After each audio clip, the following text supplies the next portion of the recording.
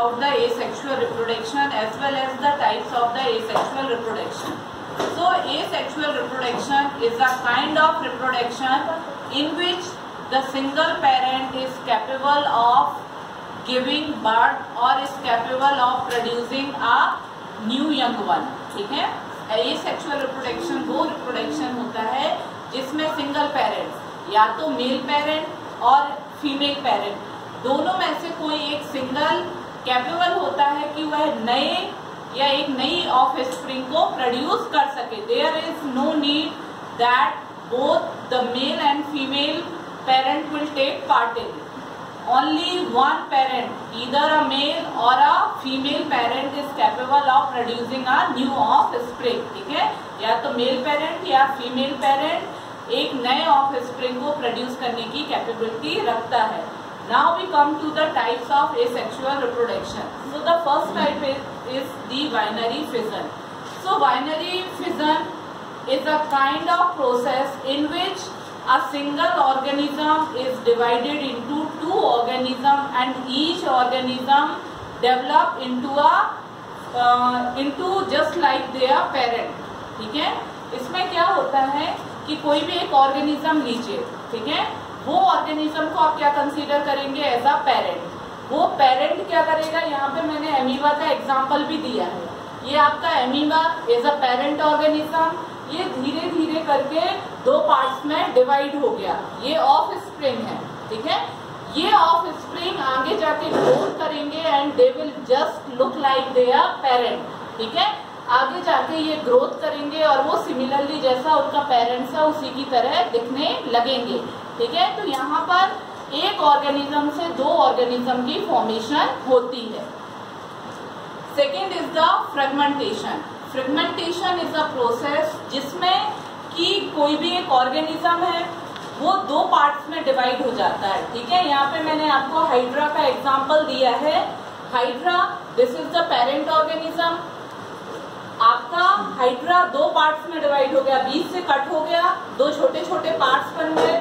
दोनों पार्ट्स फिर ग्रोथ करना स्टार्ट करते हैं and finally they are converted into the two well developed organism which are looking similar to their parent one. ठीक है, ये दोनों ग्रोथ करेंगे, आगे जाके दो नए हाइड्रा हमें मिलेंगे जो कि अपने पेरेंट से बिल्कुल सिमिलर हैं. Third one is the regeneration. Regeneration वो प्रोसेस होती है जैसे आपने लीजार्ड, छिपकली वगैरह में देखा होगा कि उनकी पूंछ कट जाती है. आफ्टर सम टाइम जो उनका बैक पोर्शन है, पूंछ वाला टेल वाला पोर्शन, वो फिर से रीजनरेट हो जाता है और वो कंप्लीटली एक ऑर्गेनिज्म में डेवलप हो जाते हैं. ये जो एग्जांपल मैंने लिजार्ड का इसलिए दिया है क्योंकि इसको प्रैक्टिकली हम घर में भी देखते हैं कि कई बार छिपकली की पूंछ कट जाती है और एक समय के बाद हम देखते हैं कि वो पूंछ फिर से आ जाती है और देखने पर हमें फील ही नहीं होता है कि इसका ये वही पार्ट है जो कट गया था. ठीक है, so regeneration is the power of growing a new organism from the lost body part. ठीक है, मतलब कि जो उसका बॉडी पार्ट कट गया है वो फिर से ग्रो कर लेगा. ठीक है, और वो लुकिंग लाइक ओल्ड वन. ठीक है, जैसा ऑर्गेनिज्म दिखता था बिल्कुल वो वैसा ही दिखना स्टार्ट हो जाएगा. फील ही नहीं होगा कि ये पार्ट कभी उस ऑर्गेनिज्म ने लॉस्ट किया था. फोर्थ है हमारा बडिंग. आपने आलू देखा होगा, आलू में व्हाइट कलर के छोटे छोटे वर्ड्स निकल आते हैं. उन वर्ड्स से फिर से एक आलू का फॉर्मेशन हो जाता है. ठीक है, so budding is the process of producing an individual through the buds that develop from the parent body. आलू को आपने एक पेरेंट बॉडी माना, उसके आजू बाजू जो बर्ड्स हैं वो बर्ड्स आगे जाके सिमिलरली पेरेंट बॉडी में कन्वर्ट हो जाते हैं. ठीक है, उन बर्ड्स से फिर से पेरेंट की तरह ही एक ऑर्गेनिज्म की फॉर्मेशन हो जाती है. यहाँ पे मैंने ईस्ट का एग्जाम्पल भी दिया है आपको, ईस्ट का एग्जाम्पल दिया है. यहाँ पे देखिए किस तरीके से ये वर्ड्स ग्रोथ कर रहे हैं. ठीक है, इसके बाद हम आते हैं वेजिटेटिव प्रोपगेशन. जो मैंने पोटैटो का एग्जाम्पल दिया था वो बडिंग में नहीं, सॉरी, वो वेजिटेटिव रिप्रोडक्शन में आएगा. बडिंग में आपका ईस्ट आएगा कि किस तरीके से ये वर्ड्स निकलते हैं एक के बाद एक. ईस्ट इज एन ऑर्गेनिज्म, किस तरीके से ये वर्ड्स निकलते हैं और ये हर एक वर्ड एक एक नए ऑर्गेनिज्म में कन्वर्ट होता जाएगा। मतलब यहाँ पे यदि 3 वर्ड्स हैं तो 3 नए ईस्ट की फॉर्मेशन होगी। ठीक है, जो पोटैटो वाला एग्जांपल था that comes under the vegetative reproduction या vegetative propagation. Asexual reproduction in plant occurs through their vegetative parts such as leaves, roots, stems and buds. Asexual reproduction का vegetative propagation एक ऐसा पार्ट है जिसमें नए organism या नए पार्ट की फॉर्मेशन होती है। या तो लीव्स के द्वारा नया प्लांट बनेगा, या रूट के द्वारा नए प्लांट की फॉर्मेशन होगी, या स्टेम के द्वारा नए प्लांट की फॉर्मेशन होगी, या जो बड निकलते हैं, जैसे भी मैंने पहले आपको पोटैटो का एग्जांपल दे दिया था, तो बड के द्वारा एक नए प्लांट की फॉर्मेशन होगी।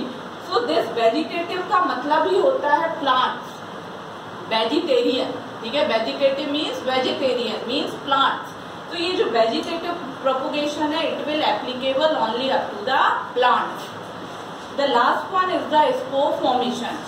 स्पोर फॉर्मेशन में क्या होता है, एक स्पोरेंजियम की फॉर्मेशन होती है किसी भी प्लांट में। उस स्पोरेंजियम में छोटे छोटे स्पोर्स पाए जाते हैं। जैसे ही वो कंप्लीटली डेवलप्ड हो जाता है, मैच्योर्ड स्टेट में आ जाता है, तो स्पोरेंजियम बस्ट हो जाता है। ठीक है, उसकी जो आउटर मोस्ट लेयर होती है स्पोरेंजियम की वो फट जाती है। जैसे आपने कॉटन देखा होगा, कॉटन के प्लांट में देखा होगा, जो फल पक जाता है तो वो फट जाता है और उसके जो बीज होते हैं वो आजू बाजू गिर जाते हैं, उनसे एक नए कॉटन प्लांट की फॉर्मेशन होती है। स्पोरेंजियम तो आपने देखा नहीं होगा, ठीक है, लेकिन कॉटन का प्लांट आप लोगों ने देखा होगा। उसमें भी यही होता है कि जैसे ही वो फल पका उसके बाद वो वस्ट होता है, उसकी आउटर मोस्ट जो लेयर है वो रप्चर हो जाती है। उसके रप्चर के बाद जो अंदर के बीज होते हैं वो नीचे गिर जाते हैं और उनसे एक नए प्लांट की फॉर्मेशन हो जाती है। तो generally vegetative propagation and spore formation these are applicable in the case of the plant. और जो रिमेनिंग आपका binary fission, amoeba, so it is applicable to an organism. Fragmentation, hydra, it is also applicable to an organism. Regeneration also for an organism and budding is also for an organism. एक बार मैं आपको और revise करा दूंगी in a short way. In a binary fission a cell divide into 2 parts. In fragmentation an organism or a cell divided into fragments. ठीक है, fragmentation means, देखिए fission means to divide into 2 parts. Fragmentation means into 2 fragments. ठीक है, 2 भागों में divide होना। Then regeneration means lost part का फिर से बनना, रीजनरेट होना। Regeneration means regenerate, regeneration of a lost part. जो पार्ट खो गया है, कट गया है, वो फिर से बन गया। बडिंग मीन्स बर्ड्स का बनते जाना और हर एक बर्ड से एक नए ऑर्गेनिज्म की फॉर्मेशन होना। Vegetative applicable only in the plants, जिसमें या तो स्टेम या लीफ या रूट या फिर आपके बर्ड से एक नए ऑर्गेनिज्म की फॉर्मेशन होगी। स्पोर फॉर्मेशन में जो स्पोर्स बनते हैं स्पोरेंजियम के अंदर, उन स्पोर्स के जैसे ही वो एटमॉस्फेयर में आते हैं उनके द्वारा एक नए प्लांट की फॉर्मेशन होना स्टार्ट हो जाता है। So this is all about the asexual reproduction and also about the types of asexual reproduction. Here I provide you the notes in a very short way. So this is very important topic regarding the competitive exam as well as for your board exams, क्योंकि कई बार question पूछ लिया जाता है what is asexual reproduction, explain asexual reproduction along with its all types as well as give their examples। या कई बार 1 number का question पूछ लिया जाता है hydra is the type of which of the asexual reproduction. तो आपको पता होना चाहिए कि हाइड्रा फ्रेगमेंटेशन में आता है, या amoeba is the example of which of the asexual reproduction. तो पता होना चाहिए अमीबा बाइनरी फिजन का एग्जांपल है। So this is all about it, and if there is any query regarding it, so you can put a comment. I will provide you a better solution for this. Thank you.